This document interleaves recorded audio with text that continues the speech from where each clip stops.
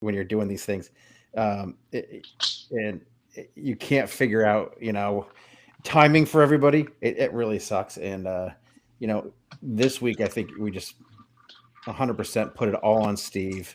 We're doing this at 0 dark 30 at night, and of course now Nick is rummaging through his fucking cabinets. snacks. See, No, now I'm he's heading getting to the basement. snacks. Jesus Christ! I guess you need snacks for a 9:15 pod. So, I'm in the basement. he's So moving Renee the can basement. watch a movie. Jesus Christ! Look at this guy. All right. What? Well, how about we record this Trying to be podcast, boys? mindful. All right, let's record this podcast. What time is it? It's time for Rick at Spursy.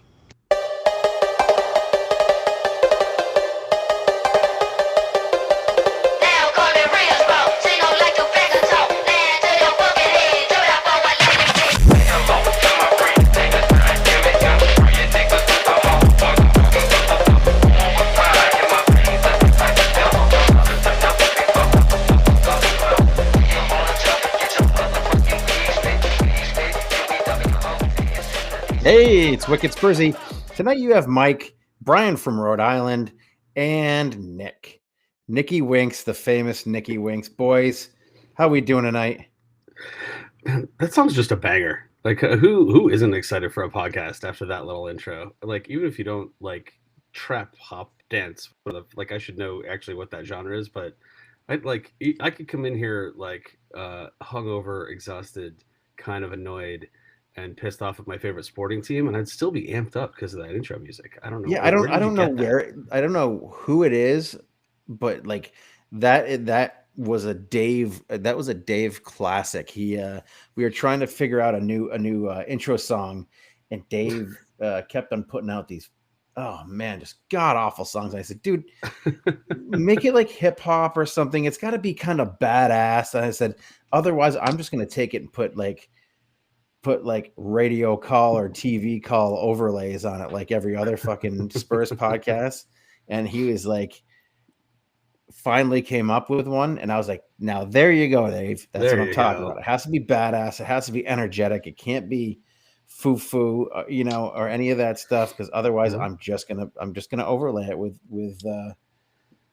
Lucas Moura scoring a second half hat trick. So that was the deal. He said, I'm leaving the pod. Continue to use the music, but if you overlay it, I swear to God, I'll never come on again. This is almost like scoring too early. Like when your team scores in like the second minute and you're like, fuck. I think we thanked Dave too early in this podcast. Now we gotta like kind of live up to Dad's example here for the rest of the time. Yeah, for sure. Nicky, how you been, man? I'm good, man. I think, like many of us, just tired. Like, Steve is not with us this evening due to being overly exhausted. But like you guys, I also loved that intro song, and I wondered if it was your ringtone. But oh shit, that would be pretty fun for a while. I would imagine when you're in like the operating room and like that goes on, and like someone looks over, like, what the fuck is that? Well, you know what, dude, it's less obnoxious than like the standard either Apple ringtone or the one that everybody else has, which is like the old style dial telephone. That's true. Yeah. So like, my ex-girlfriend her ringtone is the Imperial March from Star Wars. I had that for a while. I had that for a while for when the hospital called me when I was on call. Yeah, she's a lot more similar to Darth Vader than she realizes. Or maybe late stage Anakin. She's maybe like late stage Anakin, where she kind of is almost fully embraced the dark side. But thankfully, she doesn't call me that often. Well, I mean, I like the newer version. I like the upgrade that you got, and she is quite the amazing lady. You both, I think we're all batting above our average here. To make a baseball comment. Since we're in the middle of the playoffs. My goals above expected is so high with my marriage. Yeah, yeah. So I So thought I could just go all advanced marriage analytics with you guys just right off the bat here. Awesome, man. Yeah, so we have some games to talk about. And we can deep dive into these games. We can just do brief overviews of the game. I mean, the world is our oyster tonight. How do you guys feel? Do you want to talk, get deep into Wolves and Glimt, or I mean, it's it's up to you guys. I wonder about the overlying or the themes of the matches and like questions that we may have because they were pretty similar in that we were playing lesser competition on paper, and we continue to rely on these last second comebacks that are going to inevitably bite us in the ass. So Mhm. are these comebacks going to be enough as we progress and end up playing? You know, we've still got Dortmund in the Champions League. We've still got Monaco, who I think is going to be a lot harder than we think. Frankfurt again, an old friend there, and maybe some team from like Russia or somewhere. Um, Wondering if like watch the matches, like is our midfield gonna ever like work to actually break down one of these like park the bus defenses that we keep coming up against, and can we get healthy people and like trainers and healthy staff, or like maybe bring the ketchup back so that the players can feel full and not get injured. Well, this isn't fucking Conte's Tottenham, They have the You're ketchup right. back. Well, that's good to know. I was I worried think the about that. Australians love ketchup. I think Ange brought that back. That's Yeah. true. They call the other Australian tomato ketchup is sauce that slightly they different call too. It's really good. it. Yeah. Yeah, so I mean, yeah, let's do this. Let's do this because I mean, we know what we everybody knows. All the people that listen to podcasts, and listen to Tottenham podcasts, know that there have been some recent struggles. We are, obviously we're not united. We're not what we were last year. Um, and maybe that's due in part because of the fact that we have a new manager, got like an immediate new manager bump, that kind of settled in, and now we're looking at Tottenham in kind of a different way.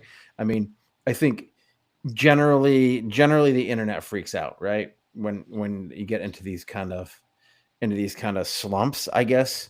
Um, which I mean, not really a slump, but I mean, it is what it is, right? I mean, we still haven't lost in the last 5, 6 games, right?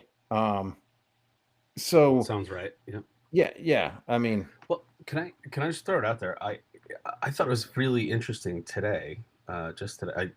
By the way, if you're not a subscriber to Ali Gold's WhatsApp group, where he just the only thing it is like every time Ali Gold posts an article or Football.London posts an article about Tottenham, you get a WhatsApp message, and it's actually like really helpful because Ali Gold, he's pithy, he's short, but he also is exhaustive when it comes to press conference transcripts, and so you can hear exactly like what the manager said. And we all know, I think those of us Tottenham nerds out there know how persnickety the world of trying to find the video of a Tottenham manager podcast can be sometimes.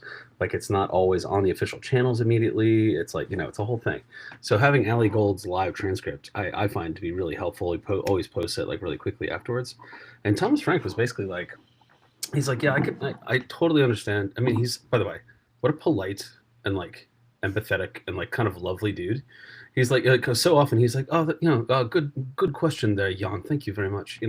Oh, Ali, yeah, well put. I understand why you're asking that. But he said, I understand why you could see that as a slump. He said, there have definitely been times and areas where I felt like we did not remotely play our best as a team. He said, but there were a lot more times where I felt like one individual just once would have like a sloppy loss of the ball that maybe that player doesn't do 99 times out of 100. And all of a sudden, a high percentage chance gets created. He said, and some of our goals have been basically unblockable, like they would be scored in open play. Now, could we have prevented them from getting into position? Of course, whatever. But he basically was like, his look on it was like, kind of like, this is football. And like, the real important thing is here that we fought back every time. We haven't lost a game. And, he said our players are smart and they've got good heart and they're determined and they're confident. And because players who are, and again, I'm wildly paraphrasing his comments from the press conference today, so don't like compare me to the transcript.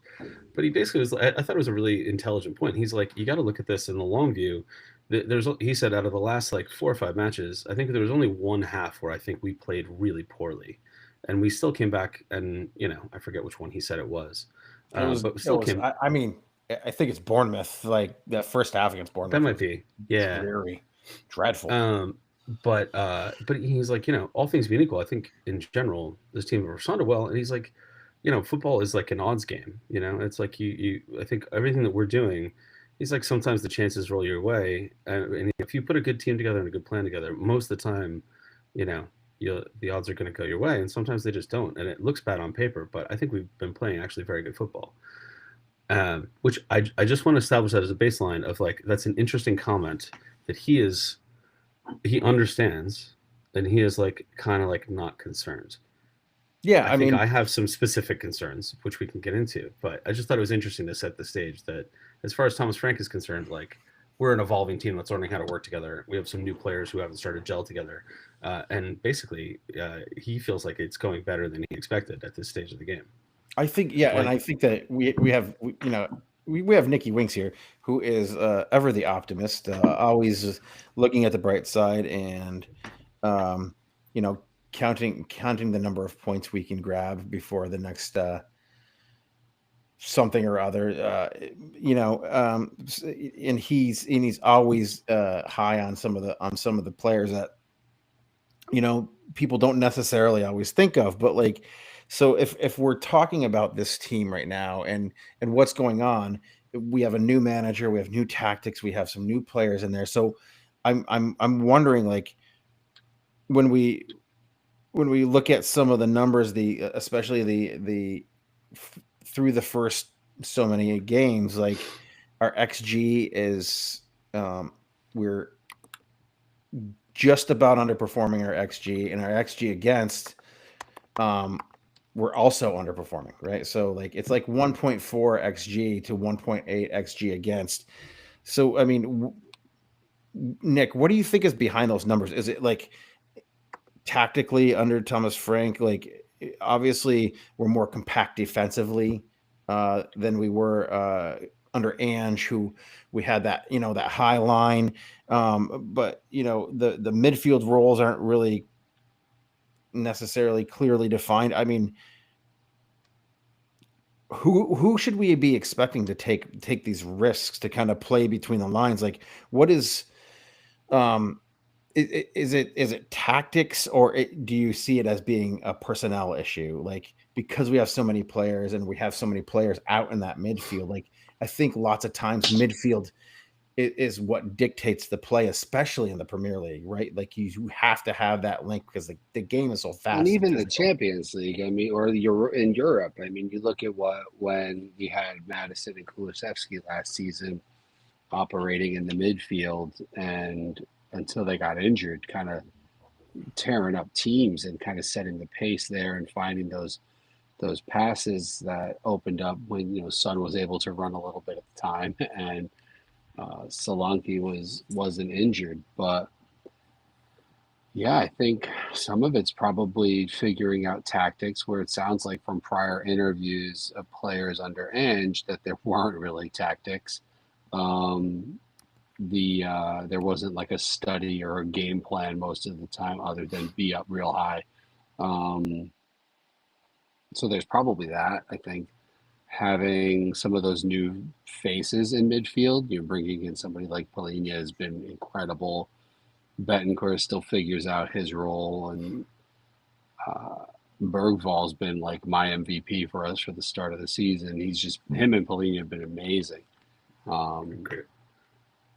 But yeah, I think it's also we've got wingers that are new to us that we're trying to figure out. And we can, I know I brought up like, is the midfield going to break things down and figure it out? But those wingers are so essential they got to find their place. And, was it Xavi's coming in like 2 days before the season starts, replacing arguably Tottenham's greatest ever captain with Son, or most highest achieving right now with the European trophy. But I think, to kind of go like what Brian was saying, quoting Ali G there, that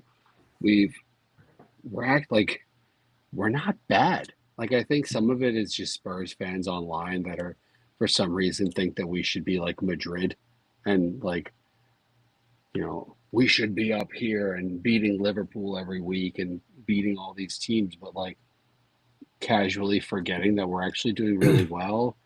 Well, and hey, the rest of let's the set our league sets is a little also higher than that. Apparently, it's easy to beat up on Liverpool these days. So. apparently, yeah, them and United, but like the people also casually forget that like the Premier League is, I mean, shit, was it Crystal Palace is in second place right now? Like after losing their best player, like they haven't lost a game. They're invincible right now.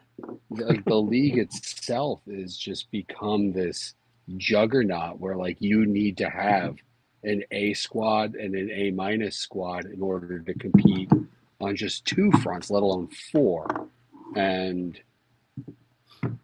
I think we'll get there, and I hope that we can maintain until we get some of these folks back over the next couple weeks, which will be nice.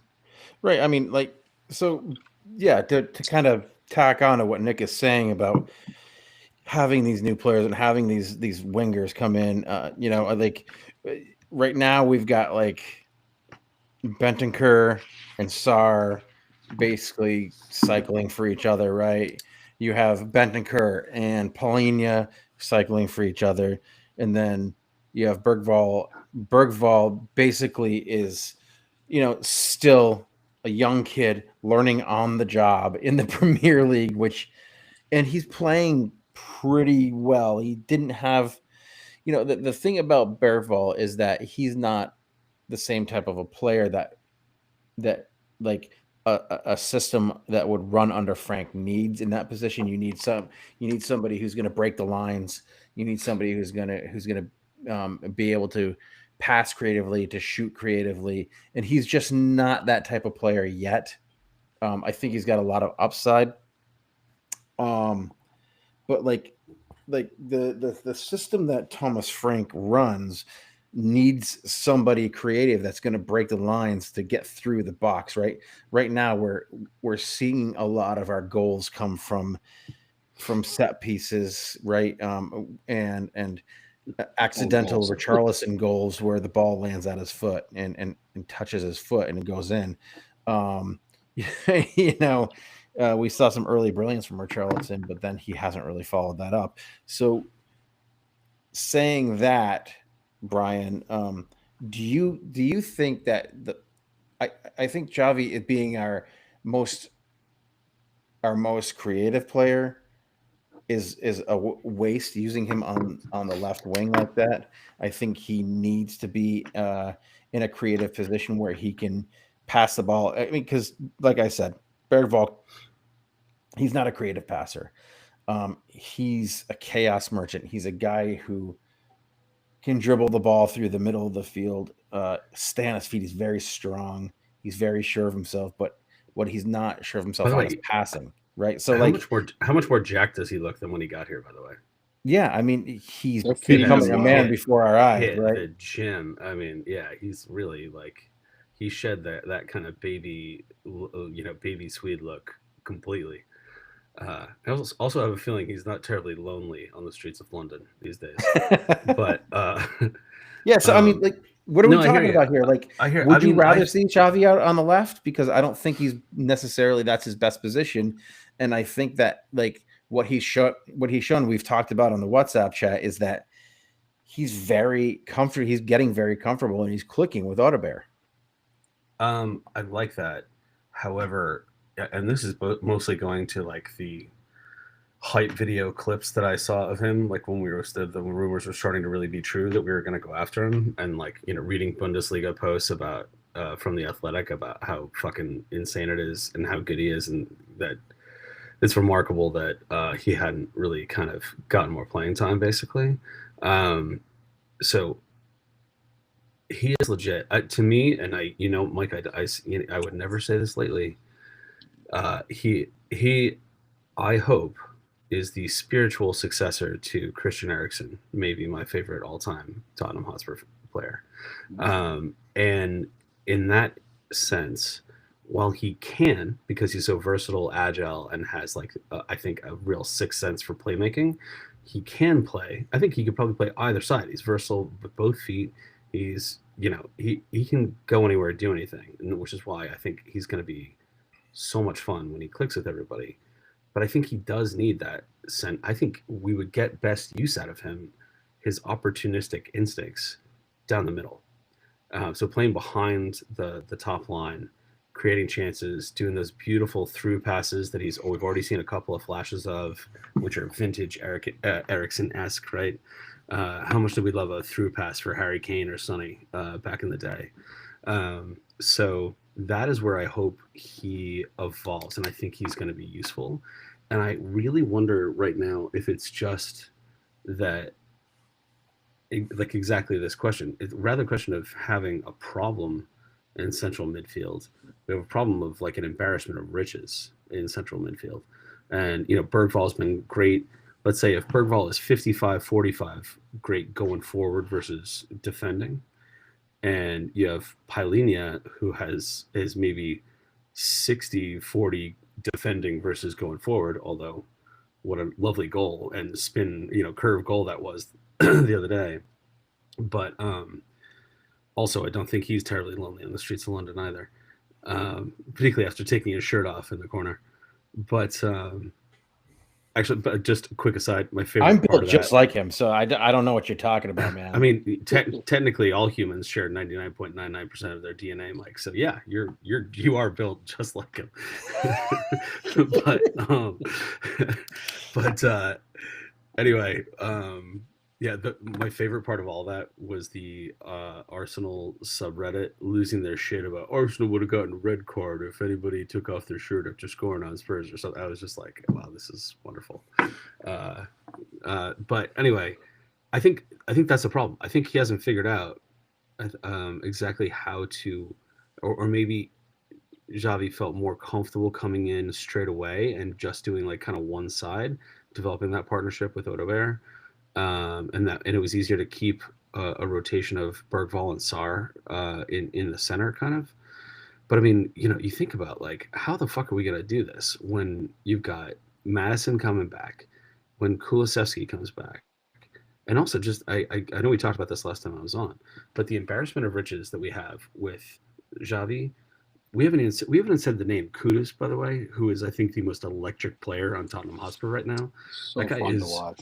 so fun to watch, and like chance creation, like you just have he has so much confidence in himself, and it's just like this subconscious like force fields. I feel like sometimes like it's incredible. Yeah. I feel like sometimes he's trying to do too much, you know, and that might be like, because but of like 85% of the time he succeeds though. It's like, right, but like it's almost like maybe he doesn't trust his other forward players to be in the right spot, so he's trying to do so much, like so many. I mean, if you look at some of the shot maps and stuff, so many of these balls are coming from deep, wide positions, and a lot of them are coming from that. Excuse me, from that right side, right that he plays. Things aren't landing right now because we don't have a center forward who can play those types of balls, who can, you know, we're kind of lucky that we have a defender or somebody shows up on at the back post, at the far post to be able to knock one in, or you have a 6'4" central defender standing in the middle of the box who can't jump, and the ball just falls to his head. And he, of course, he is a 6'4" central defender, so he's one, very handsome, and two, has a hard head, right? So, I'm talking about Mickey Van de Ven, of course. So then I guess when we're talking about these guys, now that we have some star names. We have a Paulinho, we have Xavi Simons, we have Mohamed Kudus. You know, the meat and potatoes of it all is that I think we as Spurs fans really want star names, right? Versus not necessarily star names, but versus like what we expect a star to be, somebody who's a star in another league coming in, or a star on their previous team, versus what is actually practical for the tactical setups and what somebody like Frank needs to succeed. I think we maybe overplayed it a little bit with some of these guys. Xavi's still young, and it's going to take him time to kind of bed in and figure out the Premier League. I think he's going to be fine. He's been fine wherever he's been. You know, I mean, he was playing for one of the biggest clubs in the world when he was 17, 18, 19 years old, and making serious contributions, right? Playing on teams with some of the best players in the world, and and Leo Messi and the like, right? So, when he was with PSG. So I mean, it's. I wonder if we went too hard on the star names versus getting what we need to fit the system.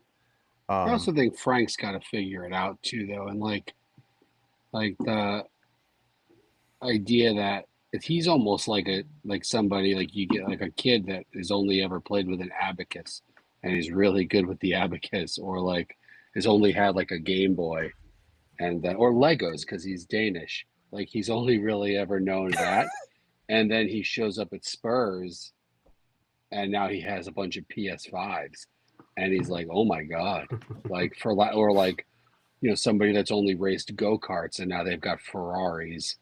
And like he's got to figure out how to use, because kind of goes off of what you were both saying around like what happens when you have Madison and Xavi together. Like how do you use? I have two Ferraris. I used to only have one picture of a Ferrari, and he's got to figure that out with his team too, which I think is going to be with our young guys and him. And if they can stay healthy, man, like I think we're built to really be the dominant force in the league in about 2 years. For what it's worth, I kind of completely agree. I mean, I look at people complain about, oh, we have this huge squad. First of all, it's like, it's like the league maximum. And in terms of like players on contract, it's nothing compared to like the Chelsea debacle that we saw, we've seen every season for the last 3 seasons. But like, yeah, I mean, I had this thought about the other day about the embarrassment of riches. And it's like, is this what teams that go deep in the Champions League feel like? Think they look at their bench and like, look who we can fucking call off the bench, right? I mean, we're going to be at a point in February or March where we're going to be like, hey, like pretty rough, like lacking a little spark here. And so we're going to take off Bergvall and we're going to put on Kulusevski. We're going to swap a Swede, right?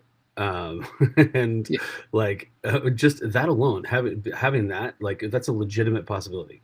Might have played a full game on the Saturday and it's a Wednesday Champions League game, and we get to bring Kulusevski off the bench. I mean, even now, like you look at Dom Solanke in for Richarlison at the 80th minute. Exactly. Like what? Like I always send this GIF to various friends, but the if you guys ever seen Snatch?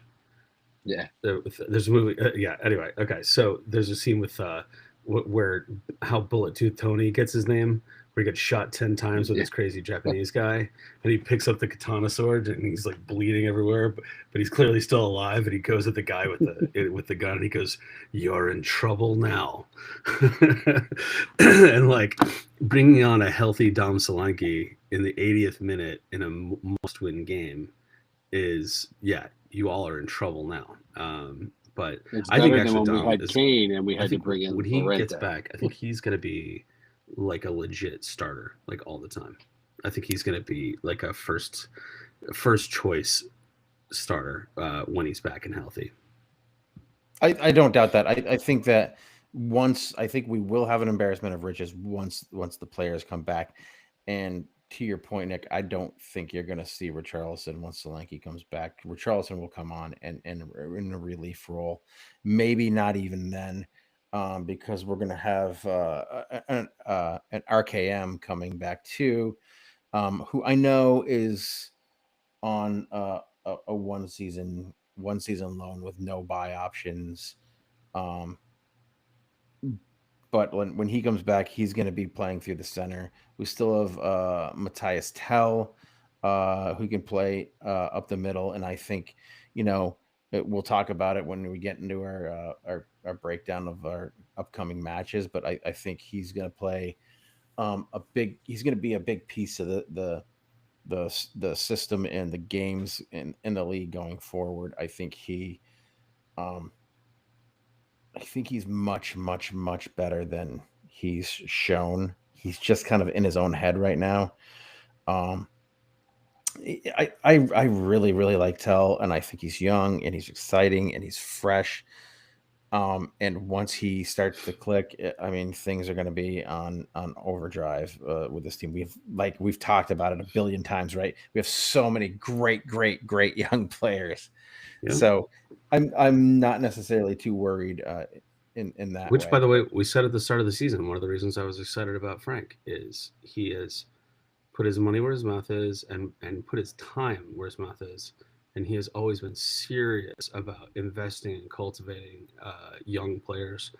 And I think that one of the things that's a little disappointing about Spurs in the last several seasons is, and maybe this is like Levy, being in his own head about stuff.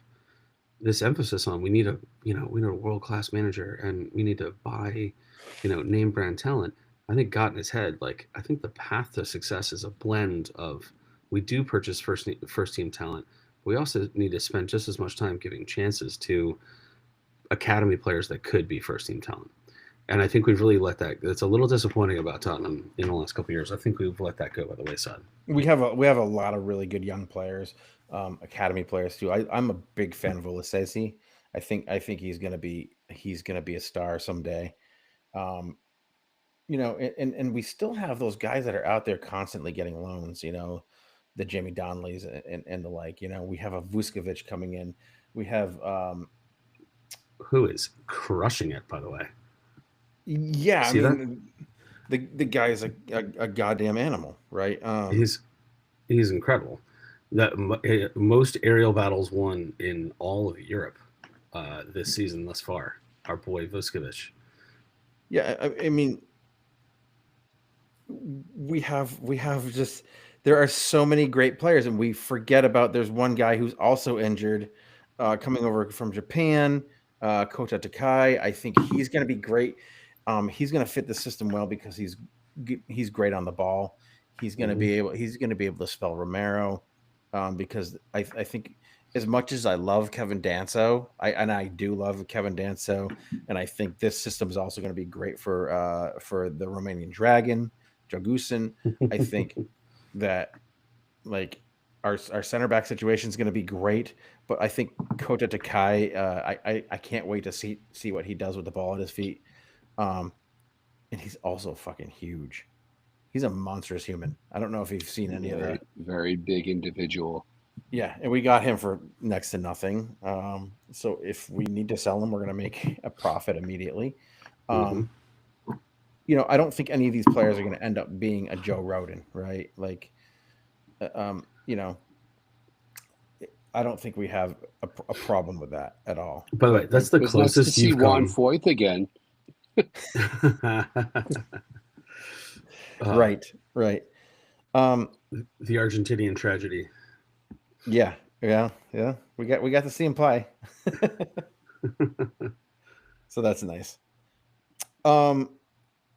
You know what I was just thinking? I was just thinking that, we're about halfway through here. I just made a terrible, terrible ruckus when I thought my mic was muted.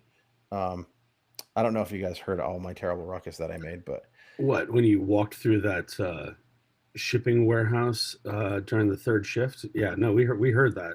yeah, and I don't know how I'm going to edit that shit. The I unpacking thought of my mic was boxes muted. and- I was out here trying to get a beer. I was this so close to making a joke about it, but I'm glad we're addressing the situation now. We are addressing the situation. Yeah. I did walk through the shipping warehouse with a microphone. Was it a beer shipping warehouse there, Mike? It was. Do you mind terribly if we ask what you're drinking? I wouldn't. That's what I was kind of getting at. I'm particularly interested in this. Brian, you and I have a mutual friend who is quite the deadhead, as am I. And I saw this beer sitting there, and obviously because of the colors, the red, white, and blue colors of the Grateful Dead "Steal Your Face," I was immediately drawn to it. It's the brightest 8-pack. It's an 8-pack of 12-ounce cans in the entire beer cooler at the warehouse, at the beverage warehouse. And it's made by one of my favorite breweries, Dogfish Head. It's called Grateful Dead Juicy Pale Ale. Never heard of it.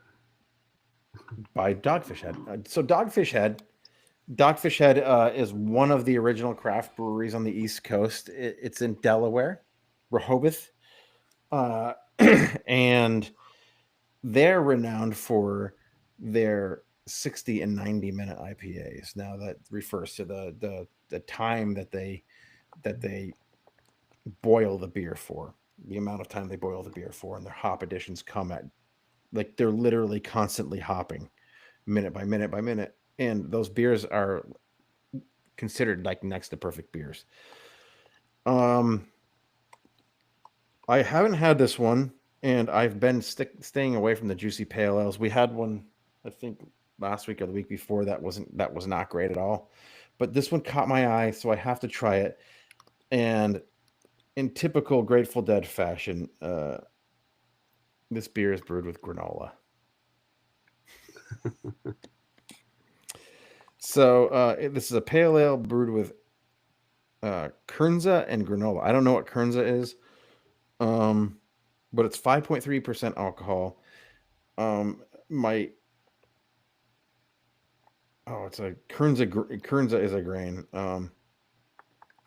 So it says this collaborative juicy pale ale took us on an exploration of goodness, starting with a generous dose of Kernza grains and granola for a beer bursting with good karma, with notes of bright citrus and tropical refreshment. I'm just waiting for this beer to be fucking god awful. So, and I have had some pretty bad ones from Dogfish Head. Dogfish Head is renowned for not just those two beers, but their catchphrase is off-centered beer for off-centered people. And they've made some fucking really, really, really weird ones. Their flagship is actually a pumpkin ale. Believe it or not. Canned cocktails are dangerous summer fare. Canned cocktails, yes. Bar Hill makes a really good gin and tonic canned cocktail. This beer has it's a typical pale ale, soapy head. It's like definitely not see-through at all. So obviously hazy. It's obviously not been run through bright tanks. Beautiful soapy head on it. It smells juicy. But smell doesn't always dictate taste, right? So I'm gonna give this a shot and see what we get.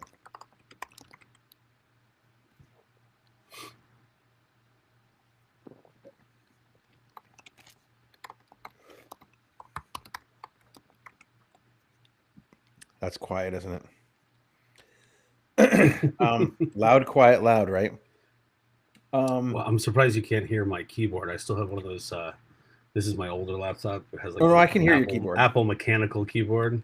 Yeah, I can hear your keyboard. I don't really care because of the ruckus I just made. we should put up a listener poll sometime about what do you prefer, Brian's loud ass keyboard or the sound of Mike glugging down what he's drinking for the week. I don't know, you know. Can you hear my glugging? I'm gonna glug again.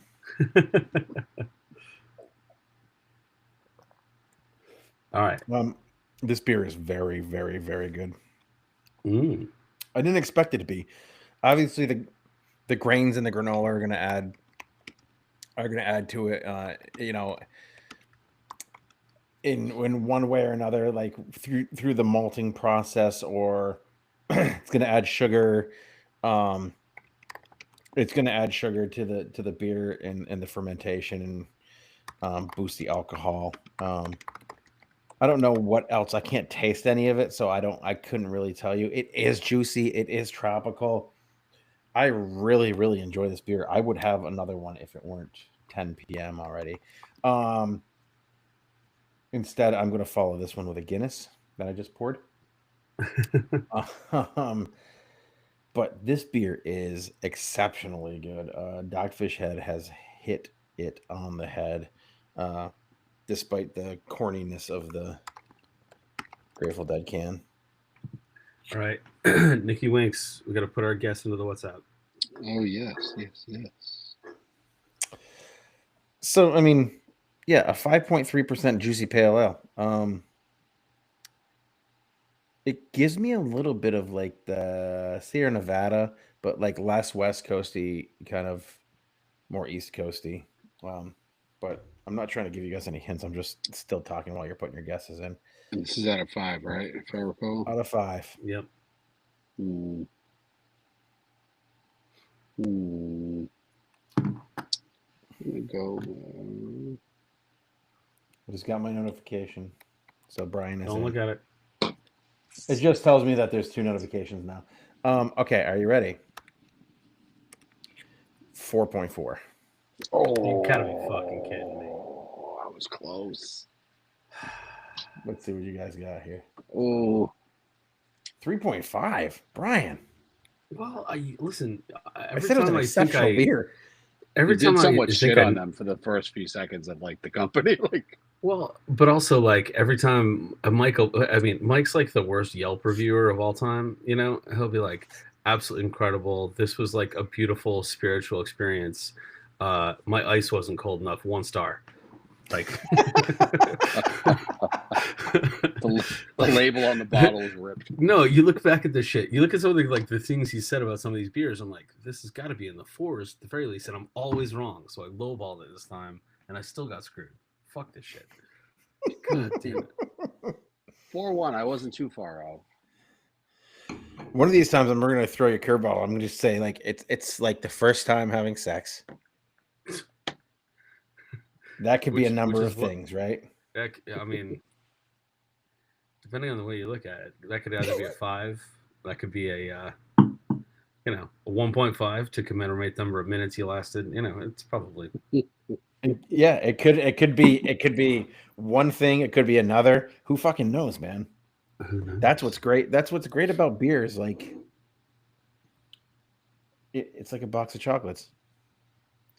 Can't believe you said exceptionally good, and I gave it a 3.5. Motherfucker, I can't win this game. I cannot. I've never gotten. I've never won. I've never been like even Price is Right rules. I don't think I've ever won this game. Which is really funny because I think when Ricky came on, like the fucking very first time he got it, he nailed it right on the head. Yeah, I think you're right. All right, that's been Hey Mike, what you drinking? That was fun. So yeah, let's just go ahead and look forward to see what Tottenham Hotspur is going to throw at us next. So coming up this weekend, we have Leeds. Now, Leeds, newly promoted Leeds, Leeds of the aforementioned Joe Rodon. What are we looking at here? I mean, I don't even fucking know. Like, they don't score a lot of goals. They're not exceptionally fun to watch. They play hard. They play on the edge of being dirty. They're very, very physical. They play like they're still playing in the championship. Um, and like I said, they don't score goals. Joel Roden is one of their top goal scorers, and he has one. They don't have a center forward with a goal. They have Sean Longstaff. So I mean that doesn't say much. I mean, Richarlison is our top goal scorer, and Paulinho is our second, right? So that doesn't really say much. And I predicted that like Wolves wouldn't be a fucking problem, and they were a problem for us. I mean, there were parts of that game where we got dominated by Wolves, and it's you have to have that in the back of your mind. But I also think that in the league, we have to have some sort of a fucking bounce back against a team like Leeds. Like, this has to be a moment where Spurs as a club, as a team, are pissed off and have to come out and really fucking take it out on somebody. And I think Leeds is a team that they can do that. Nick, what do you think we're looking at going into this game? I agree. It'd be great if we could just go in and beat the shit out of them. I think, Leeds is undefeated at home, which is always a challenge going into Ellen Road. They're an interesting team. Yeah, I agree. They kind of still play like they're in the championship, but they do they're a compact team. So I wonder if, it would be really great if we had a really good left wing and we could spread them out a bit more to make them a little more uncomfortable. But with that said, I mean, that could be a team that Kudus just has a field day with, going out wide on the flanks. And they're typically a team, like I watched one of their matches, and they're a big counterattack team, like many of those newly promoted teams, and try to fast break you. But like our defense is probably one of the fastest in the league, if not one of the fastest in Europe. So that doesn't scare me much.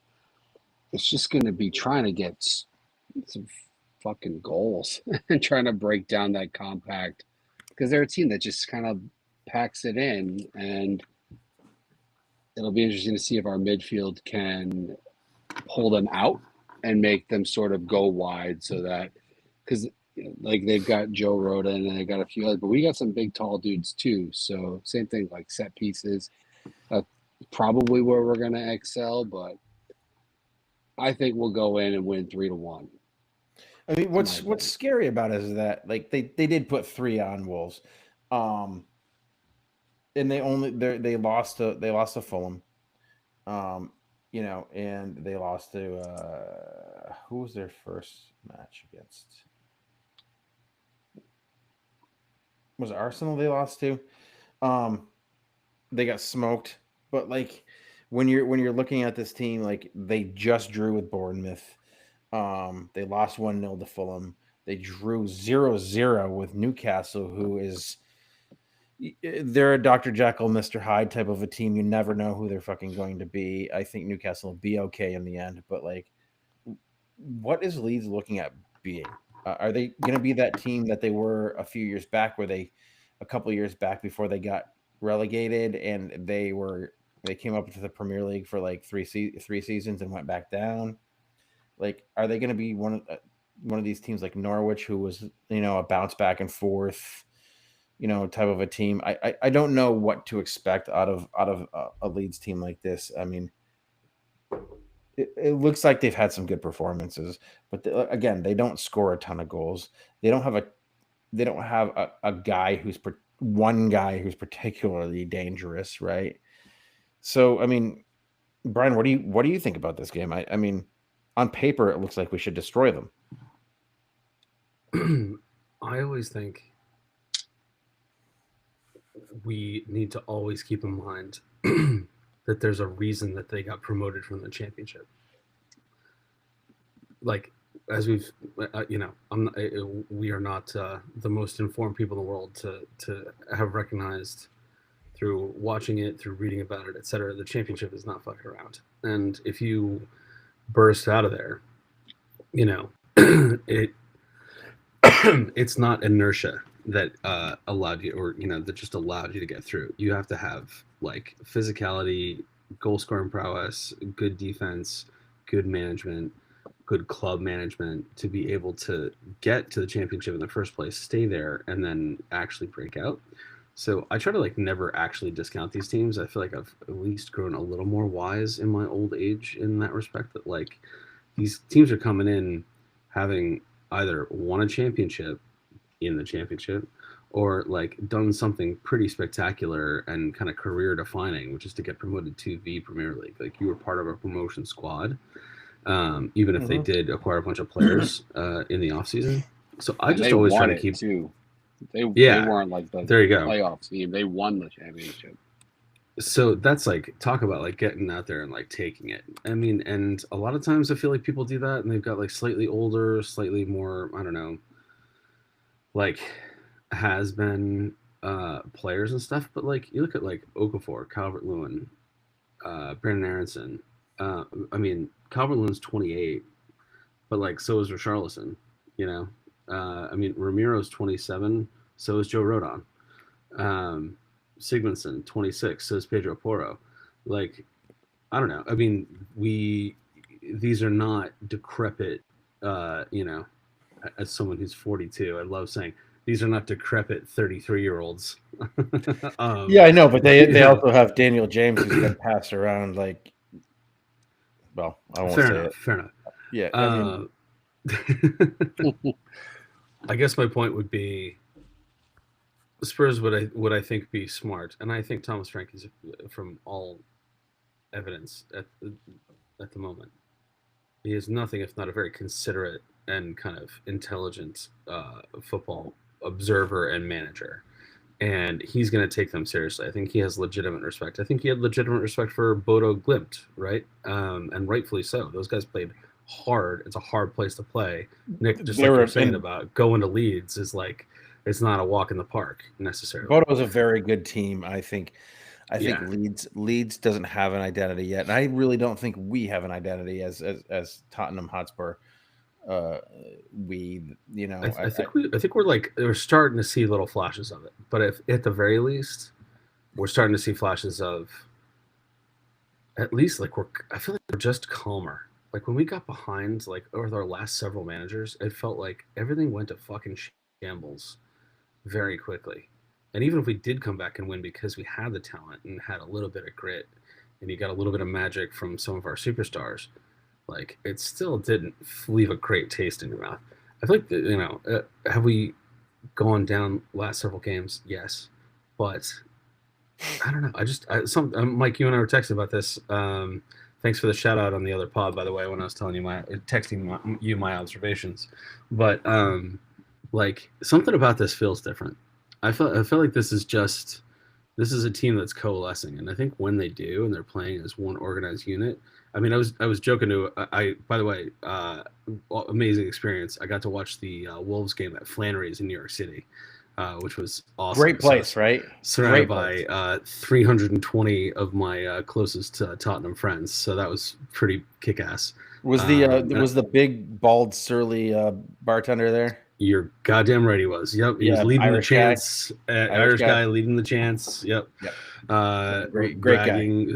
Saying like wildly inappropriate, but just like on like the good side of wildly inappropriate things about any fan of any other football team. He let me touch Harry Kane's golden boot, so they have one of his they have his shoe, one of his shoes that he wore when he clinched the golden boot that season. So wow, all right. So anyway, amazing experience. There. But I was talking with another Tottenham supporter, and was basically like, exactly along these lines of like, have we just conditioned ourselves to feel like, you know, we go behind, it's going to be a miracle if we get it. Now we have like a certain sense of confidence. And also we have even if we have a sense of confidence that we're going to fight back, it's still kind of disorganized. But I feel like it's just, I mean, this is the joke is I was like, Xavi Simons doesn't even know all of the first names of all of the other first team players yet. Like that's how new he is, right? Like we have to keep in mind, these guys are supposed to play at a super high level together. Like, I mean, look at that PSG squad that came back and beat us in penalties in the Super Cup. that is a fairly consistent squad that has been playing together at the absolute highest level for a couple of years now. That is a team And that has beat gelled. Barcelona today. Yeah. And actually looked like Without they their should have best beat them player. going away. Yeah. Yeah. So, I mean, those guys know all each other's first names. I guess I'll put it that way, right? Like PSG knows everybody's first name. Xavi Simons barely knows the first names of all of his other first team players. Once he does, like I have a lot of confidence in this squad. I think to add to the identity conversation, I know we've only got a few more minutes, but I think as a team, while we're still trying to figure out who we are, I think as a fan base, we've got like we're trying to figure out like I know for like me personally, like I've supported Spurs since I was a kid, but like we haven't experienced success. We've been close, and now we're a team that's like you said when we had like we got all these like amazing weapons at our disposal. It's like, yo, shit, we got a European trophy in the cabinet now. Like, what does this feel like? This is new. But we've got a lot of fans that now, like after that, became fans after the Champions League final run, and we're still trying to figure out who we are as a fan base. And I think with our identity supporting Spurs, because the Spursy kind of thing is sort of going over to Manchester these days, and how they fucking suck. And then like we're not like a Spursy lose everything team anymore. We are a team with some superstars and some firepower now, but as fans, we're like, huh. Like we're not doing great. Yo, we lost 1 game out of 10 right now. Like playing with a new manager, we just lost Son. Like things are actually, and we lost Big Ange, which was a 50-50 if you were a supporter. You either love the guy or you wanted him out. I think as a fan base and as a club, and we lost Levy. We forgot about him after 25 years. You know, that guy's gone, which for better or worse, we are who we are now because of a lot of what he did. So I think as a whole Mike, I think we should have I don't want to interrupt your flow, Nick, because it's awesome. But Mike, I think we need to have a special like 9 p.m. on a Tuesday, like an off night special, like post-mortem. We've had a couple weeks now on Levy, and just do it like in a half an hour, and just everybody's thoughts on on the man, the myth, the legend, the villain, the hero, whatever. But sorry, Nick. No, you're good. I think meant to text you that the other day, but I think it'd be a worthwhile pod. I think that would be a fascinating take because I think we all have mixed feelings about the guy, and let's get through the festive fixtures and then see what happens. Yeah, there you go. Maybe how we recruit through the how we recruit through the January window. That might be very telling. We've also got AFCON this year, which we don't have too many players going to, but we definitely lose Sarr and we lose a couple others. But I think Kudus, his team didn't qualify, right? No, Ghana didn't qualify this year. But yeah, so I think that that's going to be all, my friends. I don't really have any final thoughts other than like I don't think it's any time to worry. I think that we're early on in the tenureship. I think that the tendency in the Premier League recently, I was just talking to my friend Tom today, who's a United supporter, but he's okay because he was born into it. He's from Manchester. So I was talking to Tom today, and people are born into the Taliban, Mike. Okay, that's fair enough. Tom's the furthest thing from a terrorist or a football terrorist that you can get. I know it's facile. I know. Particularly when Red Sox Yankees is on. That's really a thing that you're born into that I do hate. Yeah. Well, I was born. We got one of each in our house. My dad's a Yankee fan, so I bucked that trend. Luckily, but yeah, I was speaking to Tom today, and he said, mate, you don't know how fucking good you've got it. You could be a Manchester United fan right now. Yeah. And he said, you have probably the most brilliant coach in the Premier League right now. He said the time for Pep is over. and he said the time for Thomas Frank is going to be among us. And he said, "You're All right. 7 2 games in. years. You're 7 games in." 2 That's years. awesome. We're going to be champions of England. Yeah. in So 2 I mean, years. the I like it. prevailing thing that happens in the Premier League now is that teams don't allow their managers to have a chance. You know, Amarim's not going to have a chance to, like, he's going to be done soon, right? And they're going to end up probably pushing hard for Glasner, right? Somebody like that. You know, and I just think, like, you don't get a chance in the Premier League to coach that long, so you have to make as much of it as you can while you're there. We saw Ange go out. Unless you're Arteta, and then unless you're Arteta, and you know, trust the process. But I mean, for what it's worth, you do have to trust the process, right?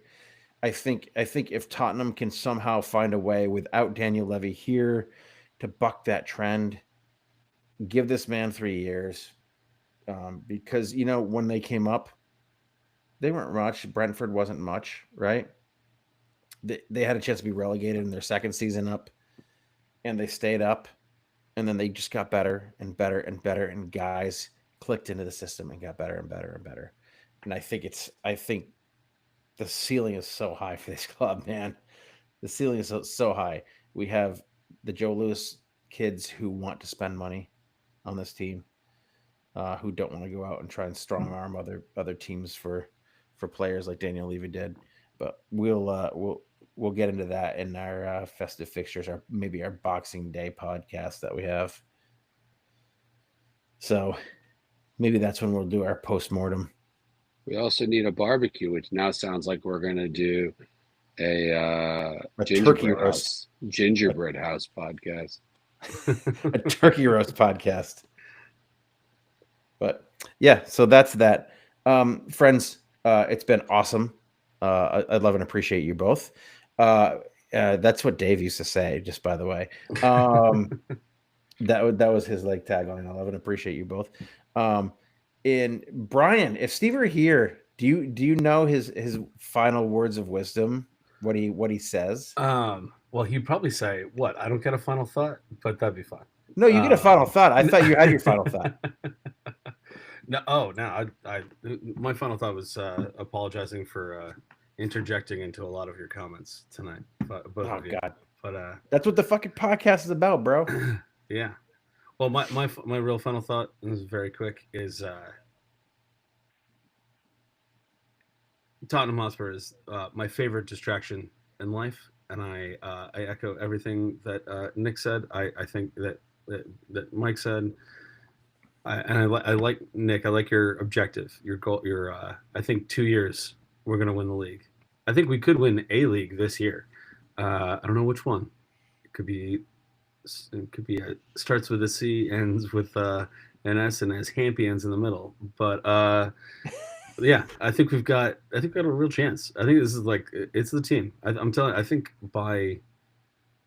I think by the festive fixtures, with this deep of a squad, like, you know, there's basically no real filler on this squad. I mean, I guess respectfully, you might call Ben Davies a bit of a filler in some respects, but like, I love the man, and he's great. He's Prince of Wales. He's a stalwart for us. But I'm with you. I've been optimistic about the squad for a long time. I'm coming around to being optimistic about Thomas Frank, as much as my love for Ange still burns, even if it's a little. The embers are cooling. I still have a lot of love in my heart for the man. If I ever met him, I really would give him a massive hug and tell him how much the Europa League meant to me. And yeah. My kids say "oi" all the time, or Isla says "oi" all the time to get Liam's attention. Yeah. Because of how much we taught her about Big Ange. What's funny is I do say that all the time, but Kristen thinks it's like the Yiddish "oi" sometimes. No. And so, and I'm like, no, it's come from different parts of the world here. We had a conversation about this. Big Ange and Bluey. But yeah. Anyway, come on, you Spurs. Man, I can't think of what Steve's line is, Mike. I'm blanking. I'm so sorry. I can tell you. I wonder if Nick can tell you. Can Nick tell you? I know what Brian's words are. But Fuck Arsenal. Is that what? Is it? no. Steve usually says he loves to quote Lucas Moura, and he says "Cois, and then he says, "Don't be an asshole." Don't be an asshole. Yeah. Don't be an asshole. Yep. And generally, I know what Brian says. Brian says we're going to win the league, right? We are going to win the league. Didn't say which one or when. or when. But I usually say, I usually tell people just go out there, make sure you be safe. It's a crazy world out there. Protect your mental health, and for God's sakes, talk to your neighbor. Just talk to your neighbor. Have a conversation with people, and that will take care of those two things for you. Amen. And until next time, guys, Tottenham Hotspur action. It's Frank-tastic.